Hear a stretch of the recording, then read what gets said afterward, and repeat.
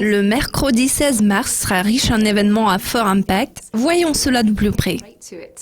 Le Royaume-Uni doit publier son rapport sur l'emploi pour janvier à 9h30. L'estimation précédente couvrant les 3 mois jusqu'en décembre a montré que le taux de chômage restait à son plus bas sur 10 ans qu'il avait atteint au cours de la période précédente.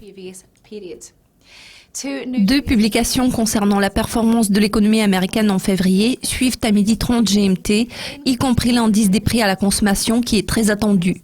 Le taux d'inflation annuel de base est remonté à son plus haut sur 4 ans en janvier, bien que les prix bas de l'énergie aient tiré le chiffre global vers le bas. Les permis de construire sont apparus plus faibles que prévu en janvier, montrant une légère baisse. Un autre événement à fort impact est programmé à la même heure. C'est le moment où le chancelier de l'échiquier britannique George Osborne va présenter le budget annuel au Parlement. Le chancelier a déjà annoncé qu'il envisageait de réduire les dépenses publiques suite à l'impact négatif de la volatilité des marchés étrangers sur l'économie britannique. Le Canada annoncera ses données sur les expéditions manufacturières pour janvier également à cette heure-ci. Les ventes ont progressé plus que prévu en décembre car les ventes plus élevées de voitures, de produits du bois et de produits chimiques ont inversé la baisse de celle des produits du pétrole et du charbon. Les USA feront connaître leur production industrielle pour février à 13h15.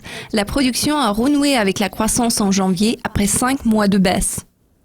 La Réserve fédérale américaine publiera son énoncé de politique monétaire étroitement surveillé à 18h. Il sera suivi d'une conférence de presse une demi-heure plus tard.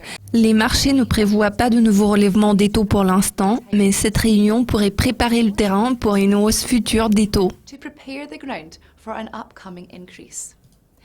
Un événement de haute importance pour les traders du kiwi est programmé à 21h45. C'est le moment où la Nouvelle-Zélande va publier son PIB du 4e trimestre. Les données du 3e trimestre ont surpris à la hausse sous l'influence des gains solides enregistrés dans les industries manufacturières et touristiques. Le rapport sur l'emploi australien pour février, qui sera surveillé de près, conclut le calendrier à 12h30. Le rapport de janvier s'est révélé décevant car le taux de chômage a augmenté de 0,2 points de pourcentage. Je suis Monica Gibson, vous avez suivi le calendrier économique pour mercredi. Jeudi, nous découvrirons encore plus de déclarations des grandes banques centrales, alors restez avec nous.